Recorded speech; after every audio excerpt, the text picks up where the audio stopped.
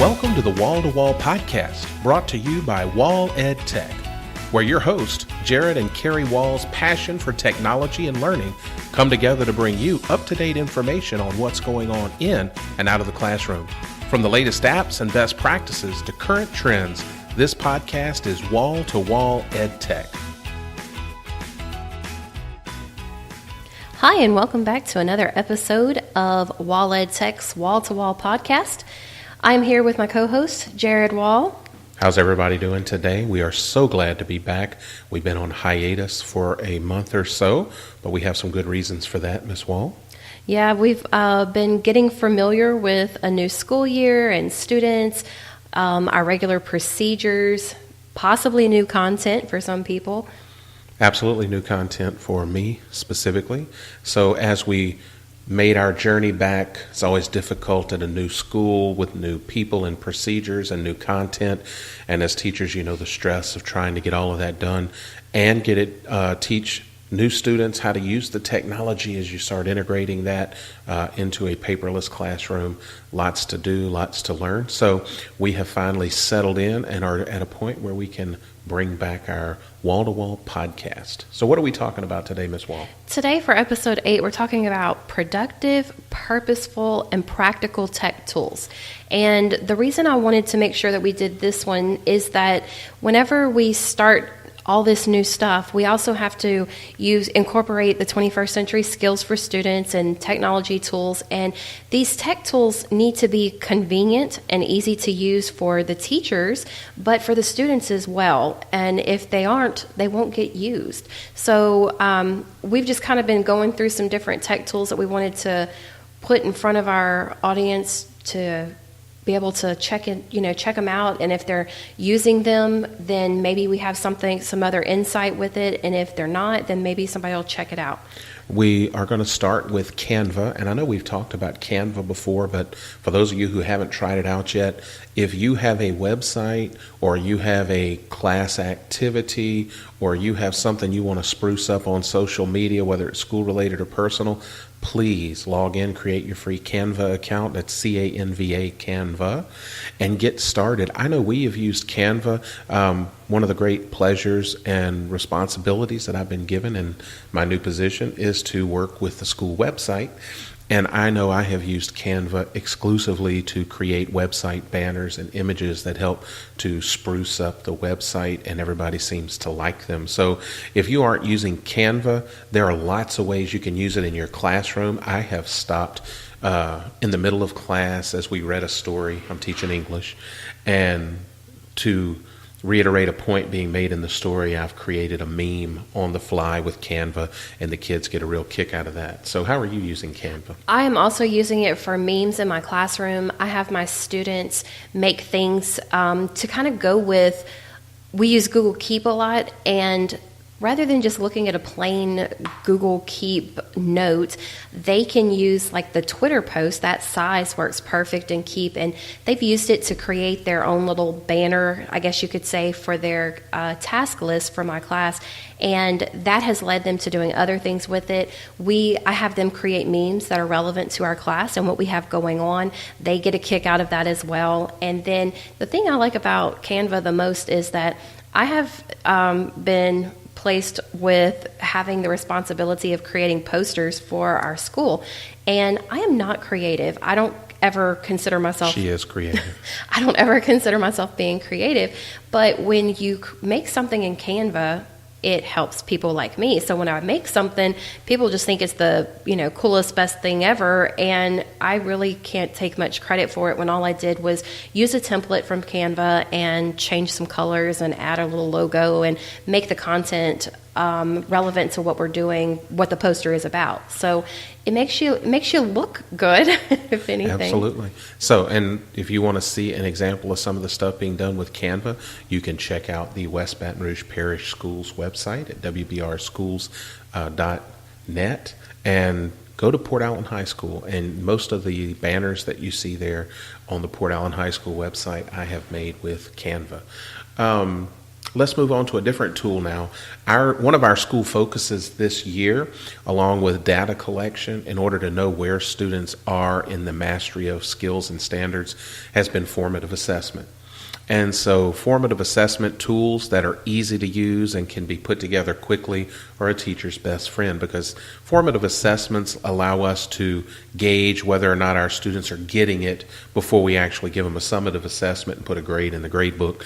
And so if you aren't using formative assessments, consider, especially if you're in a one-to-one situation or have access to bring your own device and can do this on a regular basis, we have discovered a tool. Actually, I discovered it probably 4 years ago when we first started. Years ago. Right, when we first started the Chromebooks at Duvall Middle School. But it's called Pear Deck, and it is Google's version of a formative assessment tool.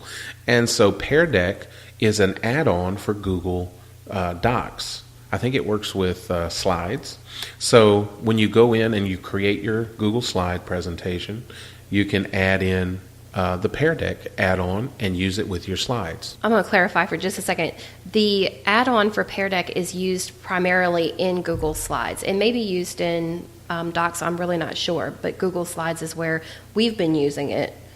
Right. So if you have something that, just for example, as an English teacher, if I want to test whether or not students are able to identify figurative language, I can put some slides together with quotes from the story we're reading that might be examples of imagery or metaphor, simile, things like that. And Pear Deck, when I add that onto my Google slide, I can choose multiple choice, and it drops that little bar onto my Google slide, which allows me to put in options. So I can put in a multiple choice option for imagery, metaphor, simile, hyperbole, and then I can run the Pear Deck. The students log into the code of the session, and it puts the actual images on the screen, a lot like Nearpod. If you're familiar with Nearpod, it puts your presentation on their screen, and when you put up the slide that has a multiple choice attached, it gives them the quote along with the options for choosing. And then you can freeze that presentation, lock student answers so they can't change them, and then you can put the results of the student answers up on the screen and see how many of us got it right, how many, do we need to revisit this, did we get it, and let's move on. And it doesn't show the names of the students, which is important. It keeps it anonymous. But when you're done, you can save the session, and it gives you the student names, what they answered, and it'll save it to your Google Drive. So you can go back later on and see, do I need to give some enrichment activities for folks who did not really get what you were trying to do, and then for people who get it, you can move them on to something else. So it's a fantastic tool.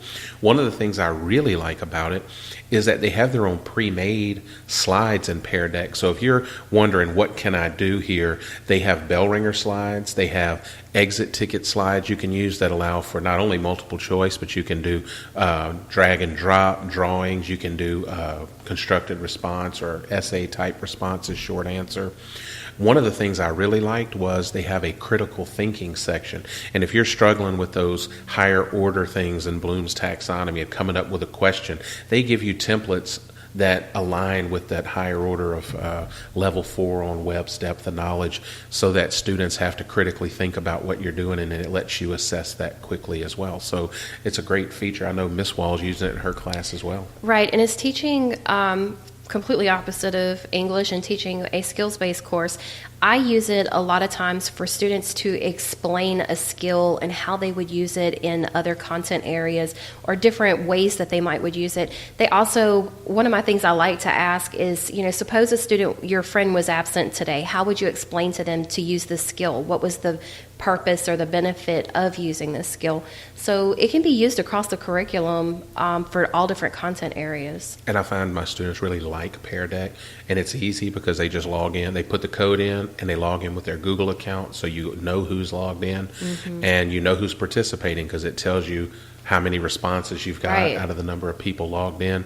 And the kids enjoy it, seeing they get a kick out of seeing who's actually, if they got it and how much of the class got this, and they can show off what they know. So Pear Deck is an excellent formative assessment tool. I also like in Pear Deck, once the session is ended, everything is saved in a Pear Deck folder on your Google Drive. So you always have access. And as the teacher gets to see what students answered the questions and, who what response goes with which student. But when you show it on the screen, the student responses, they can't see what student responded in which way. Correct. So I like that about it. Yes, anonymous formative assessment. Right. All right, so our next tool here is we're going to talk about Google Classroom, some updates that have been made to that for those of you who are trying to learn or thinking about using Google Classroom. I don't know that we're completely thrilled with Google Classroom as people who have used Schoology, and I've used Schoology, and then we used Moodle before as well. In West Baton Rouge before. There are things that Google Classroom does well.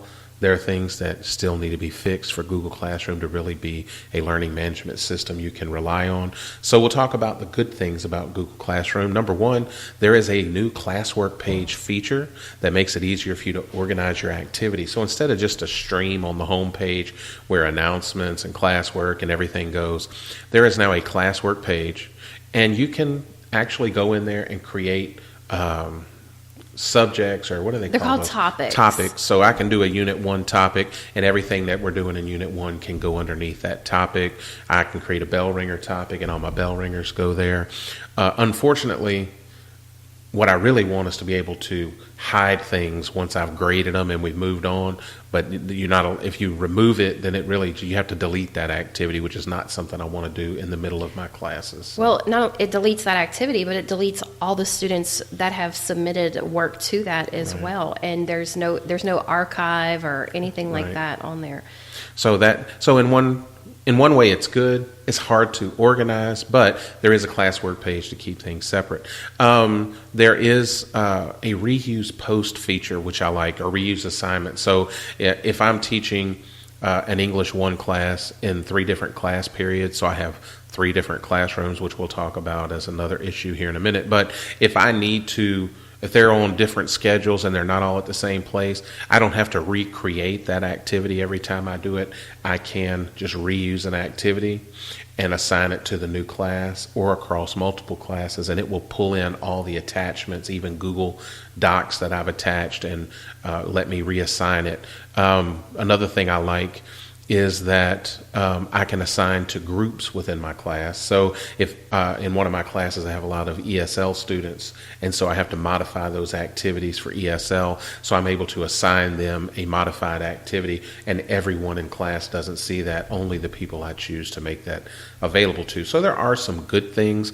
Another good thing, you can create an activity, and then you can set it to publish on a certain date. So I can go ahead at the beginning of the week, and if I have 5 activities this week, I can publish them all, or I can set them all up and have them publish on the day I'm actually going to teach them, rather than have to go in every day and put them in. So there are some good things there. Let's talk about the things we don't like, Ms. Wall. Well, I have a list of things I don't like about Google Classroom. All But right. First thing I'm going to talk about is that there needs to be a way to have one class with multiple sections, because I have a class website and I like to link my activities, because at times those activities are hard to find because of the long running stream, or a student saying, oh, I don't know where that is, I couldn't find it. Well, you can eliminate that by linking it directly to your website, like my agenda, and they just click on the link and it takes them right there.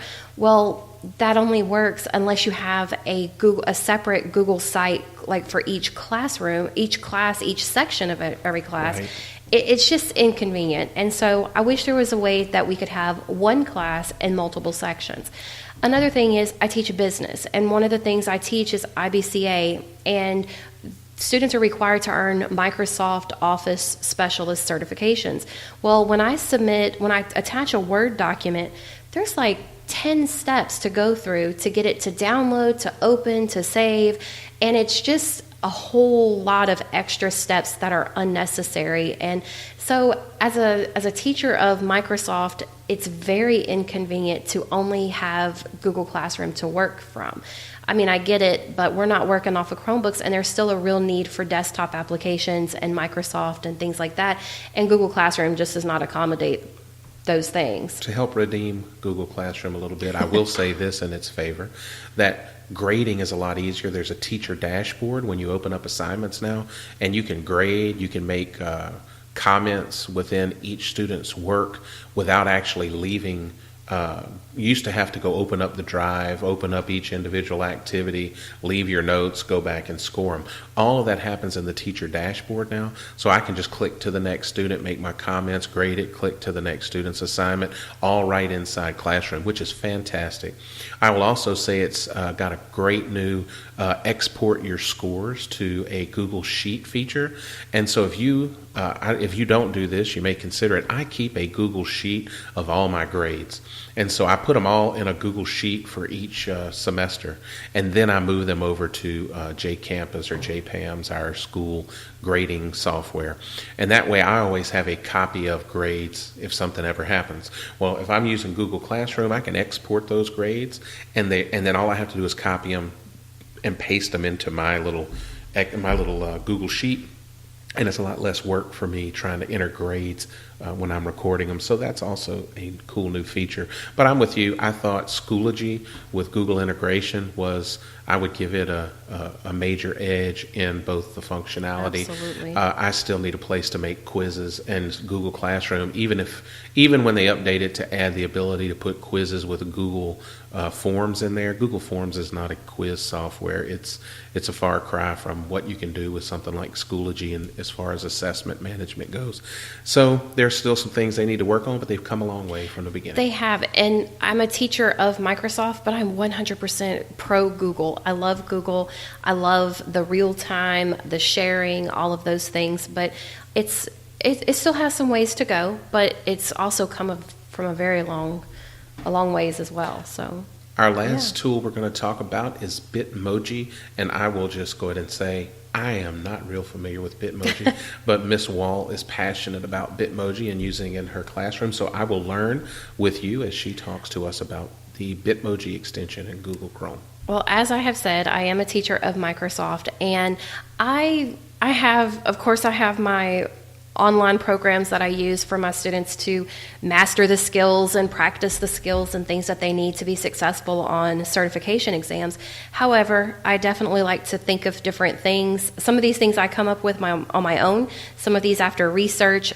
Someone may have posted about how to use this in Google, and then I just, of course, make it into Microsoft. But I honestly don't know how I came up with this or if it was an idea from someone else, but I like to use comic strips in my classroom, and one of the things I do is they apply all of the skills that we've been working on and that they've learned in Microsoft Word is what we're using, and when they use all of those things that we've learned, and I have them create their own comic strip, and they use those skills and they create a comic strip. It can be completely made up. It can be something that actually happened in class, but it allows me to assess those skills without it, just the routine task that we do with our lessons and activities. And this is a fun way for them to be creative. And so one of the things that they like to do is, of course, put their little avatars in there, and Bitmoji is a way to do that.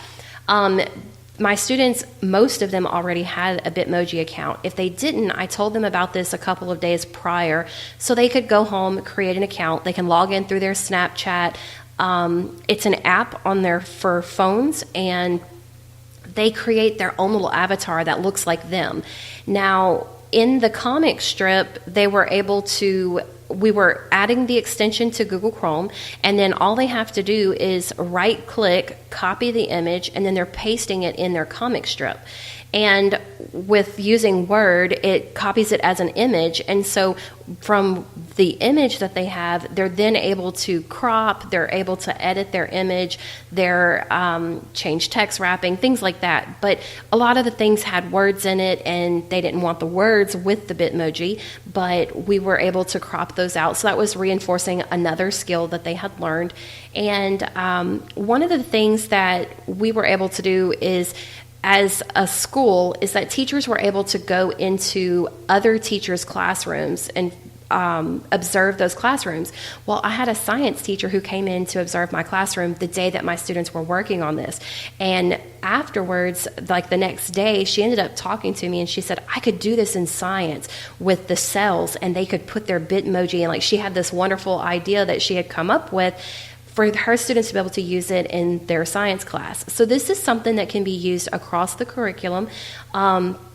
But Bitmoji is an extension. It was just we added it to Google Chrome, and they log in using their Snapchat account. And of course, students love seeing themselves, and seeing themselves as a avatar is even more exciting. And when they created their comic strip, it's them that they used as their character. And so it was something that they enjoyed, and it reinforced all of those skills. But you could make this relevant to any content. If you're in English, you could do it regarding whatever kind of text you're reading, things like that. So they really enjoyed it, and it was a way for them to have fun reinforcing skills that we had learned from one program into another, and it could be used for all different kinds of content. So it was just a thought, and my students really liked it, and this was the first time I had used it, but they enjoyed it.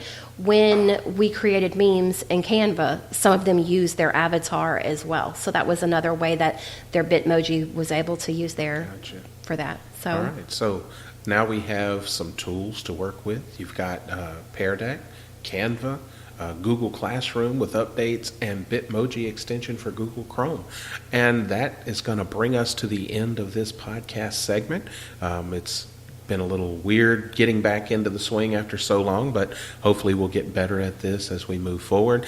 I think our next podcast, we will bring you some updates on Google Sites and how we're using that in our classrooms, and how you can really take your